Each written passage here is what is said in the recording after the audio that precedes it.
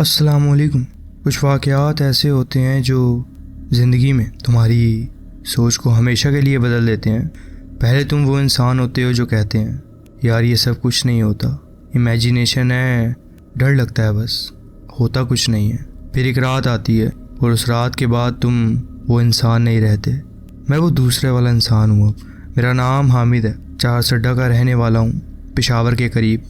ये वाक़या अक्टूबर 2019 का है, जब मैं इस्लामाबाद जा रहा था। एक इंटरव्यू था सरकारी जॉब का। अगले दिन सुबह 9 बजे मैं निकला। ट्रेन फुल थी और प्राइवेट गाड़ी में अफोर्ड नहीं कर सकता था। एक ही ऑप्शन था, रात की लास्ट बस।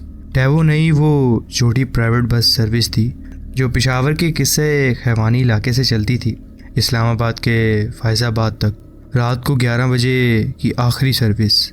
मैंने टिकट ली, बस में बैठा और सोचा कि सुबह तक इस्लामाबाद पहुंच जाऊंगा, थोड़ा सो लूँगा रास्ते में और फिर इंटरव्यू देने जाऊंगा। कुछ भी वैसा नहीं हुआ जैसा सोचा था मैंने। बस में करीब 20-22 सवारियां थी, पूरी नहीं भरी हुई थी। रात का वक्त था, लोग आमतौर पर इतनी रात को सफ़र नहीं करते इस रूट पर। मैंने बीच में जगह ली, खिड़की की सीट। बाहर पेशावर की रोशनी थी और बाज़ार बंद हो रहे थे। कुछ आखिरी ही गाड़ियाँ थी सड़क पे। बस चली तो सर मैंने खिड़की से लगाया और आंखें बंद कर लीं। नींद आ रही थी, थकान थी, दिन भर की भाग दौड़ थी, मगर पूरी नींद नहीं आई।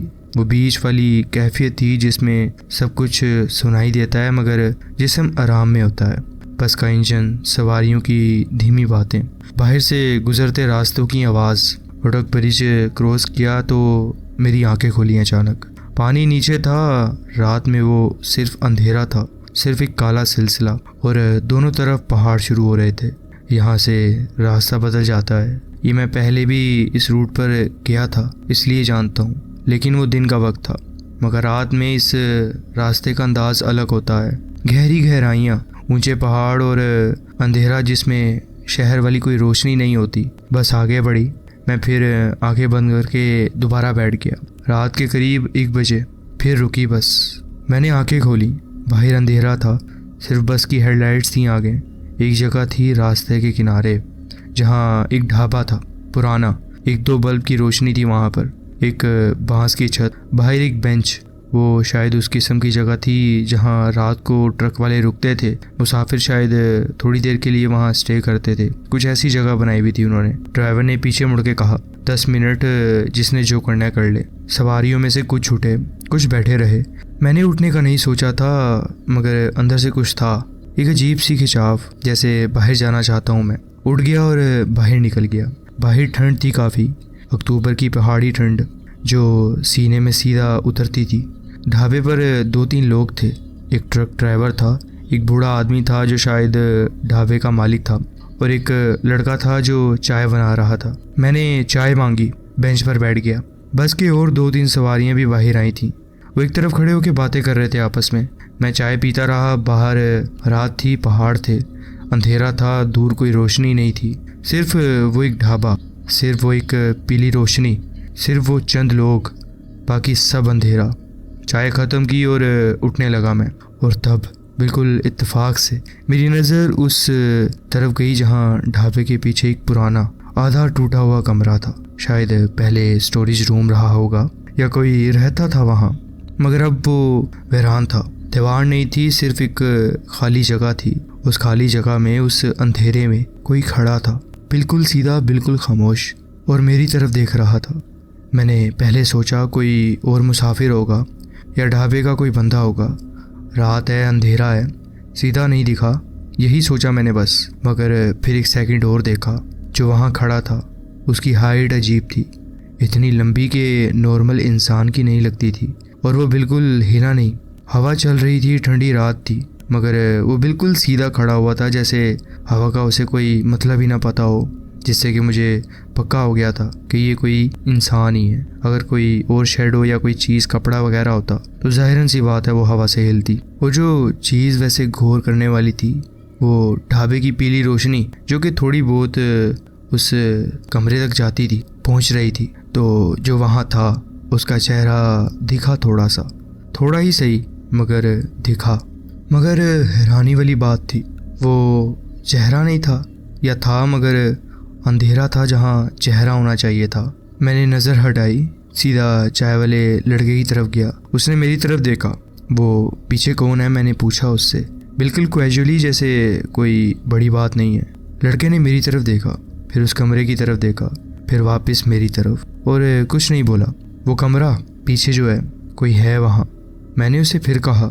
लड़के ने चाय का कप हाथ में लिया और अंदर चला गया, बिल्कुल खामोश, बिना एक लफ्ज़ कहे। ये खामोशी खुद एक जवाब थी शायद। मैं बस में वापस आ गया, बैठ गया, खिड़की से बाहर देखने लगा। अंदर सीधा आके देखा। करीब 5 मिनट बाद ड्राइवर आया, सवारियाँ आईं और बस चली। जब बस उस ढाबे के सामने से गुजरी, मैंने खुद को रोका कि नज़र नहीं करूँगा उस तरफ मैं अपनी, मगर आंखें खुद चलती हैं ना। एक पल के लिए, सिर्फ एक, मेरी नज़र फिर उस पीछे वाले कमरे पे गई। वो अभी भी वहाँ था, बिल्कुल उसी जगह, बिल्कुल उसी तरह खड़ा हुआ था। और अब बस की रोशनी में कह लें, एक चीज़ और देखी। वो मेरी तरफ नहीं देख रहा था, वो बस को देख रहा था, चलती हुई बस को, जैसे ट्रैक कर रहा हो, जैसे देख रहा हो कि मैं जा रहा हूँ। बस आगे बढ़ी, वो जगह पीछे रह गई, मगर वो फीलिंग कि कोई देख रहा है वो नहीं गई। बस चल रही थी, पहाड़ी रास्ता था, मोड़ थे, अंधेरा था, नीचे गहराइयाँ थी। मैं खिड़की से लगा बैठा था और बाहर नहीं देख रहा था। आंखें जो कि सीधा आगे रखी हुई थी, सीट्स, ड्राइवर, बस की छत, वो सब जो अंदर था, वो सब जो सेफ था। मगर वो फीलिंग जो ढाबे पर शुरू हुई थी, वो बस में मेरे साथ आ गई थी शायद। जैसे कोई चीज़ पीछे रह नहीं गई, जैसे कुछ साथ आ गया हो मेरे। मैंने ये फीलिंग इग्नोर करने की कोशिश की। ये रात थी, थकान थी, जो देखा था वो अजीब था, इसलिए ये मेरा ख्याल है। सिर्फ ये समझाया खुद को, काफ़ी देर तक समझाया। फिर आगे वाली सीट ने मेरी सोच तोड़ दी। आगे वाली सीट पर एक बूढ़ी औरत थी, खाली चादर, चेहरे पर दुपट्टा, पूरी रात सीधी बैठी थी। मैंने नोटिस किया था, ना खिड़की से बाहर देखा, ना हिली, ना किसी से बात की उसने। इस्लामाबाद जा रही थी या बीच में उतरना था पता नहीं था, बस थी वहाँ अपनी जगह, खामोश। करीब रात के 1:30 बजे, जब बस एक लंबी सीधी सड़क पर थी, पहाड़ दोनों तरफ थे, अंधेरा गहरा, वो बूढ़ी औरत एकदम से सीधा हो गई, मतलब पहले से भी सीधी, जैसे कोई अंदर से खींच ले। फिर उसने धीरे से अपना सर घुमाया, मेरी तरफ नहीं बल्कि बस सर घुमाया, जैसे कान लगा रही हो, जैसे कुछ सुन रही हो जो कि कोई और नहीं सुन सकता। मैंने देखा कुछ नहीं हुआ और फिर सीधी हो गई दोबारा। मगर उस एक मूवमेंट ने, उस एक छोटी सी हरकत ने मेरे अंदर कुछ किया जो मैं डिस्क्राइब नहीं कर सकता। वो डर नहीं था, वो कुछ और था, जैसे कोई अंदर से कह रहा हो यहाँ कुछ ठीक नहीं है, अभी नहीं, इस वक्त नहीं। कुछ देर बाद, मैं अंदाज़ा नहीं कर सकता कितना वक्त गुजरा। रात में वक्त का अंदाज़ा खो जाता है शायद। बस फिर धीमी हुई। रास्ते में कोई और रुकावट नहीं थी, कोई सिग्नल नहीं था, मगर बस धीमी हो रही थी, फिर रुक गई अचानक। ड्राइवर ने बाहर देखा, फिर दरवाज़ा खोला और नीचे उतर गया। सवारियों में से एक दो ने सर उठाए, कोई बोला क्या हुआ, कोई जवाब नहीं आया। मैंने खिड़की से बाहर देखा, ड्राइवर बोनेट के पास था, टॉर्च थी उसके हाथ में, वो कुछ देख रहा था। गाड़ी में कोई मसला था शायद, मैकेनिकल। करीब 10 मिनट गुजरे, ड्राइवर वापस आया, बैठ गया। उसने पीछे सवारियों की तरफ देखा और थोड़ी देर रुकना है, एक काम है, ये कहा। किसी ने कुछ नहीं पूछा।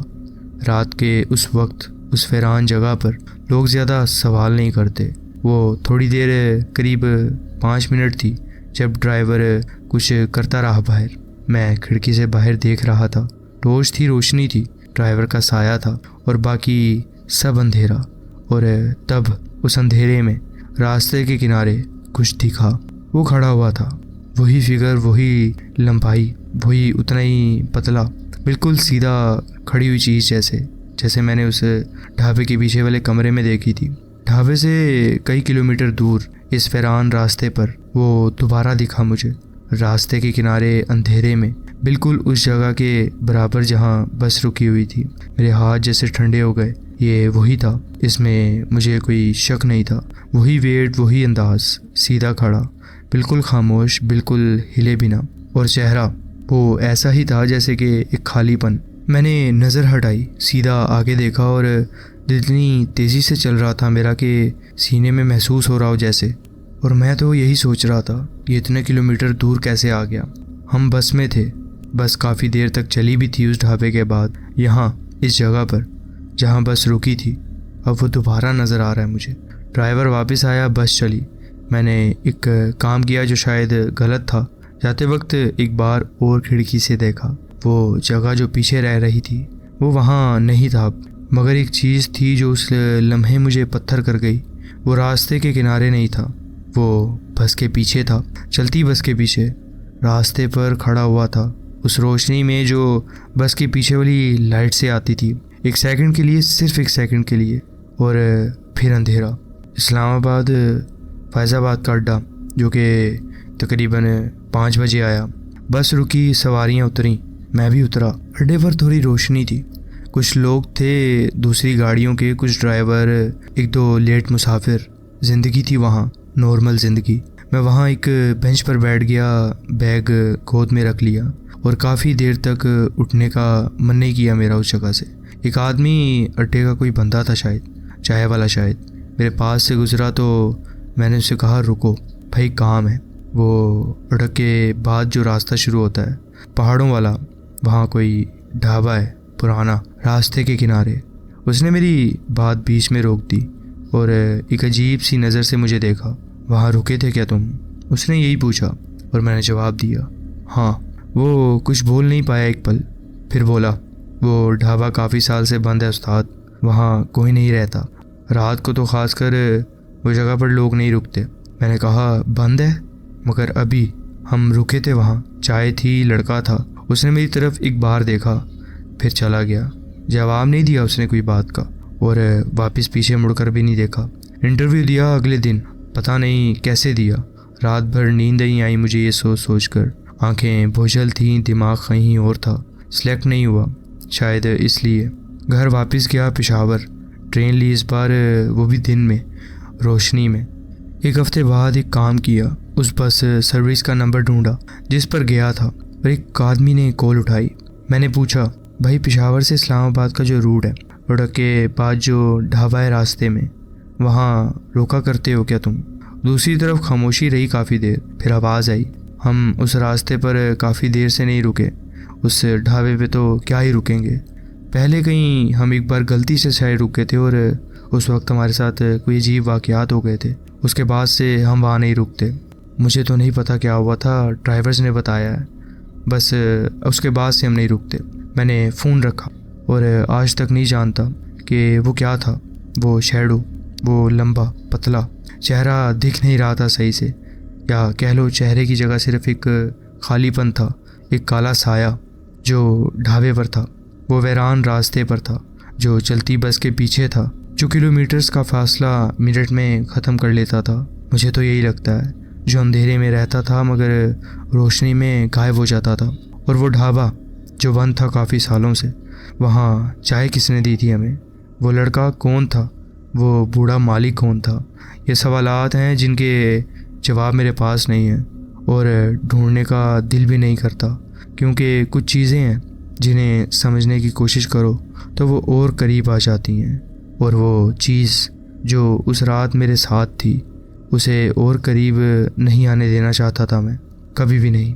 वो ढाबा बंद था सालों से, तो वो चाय किसने दी थी और वो लड़का कौन था?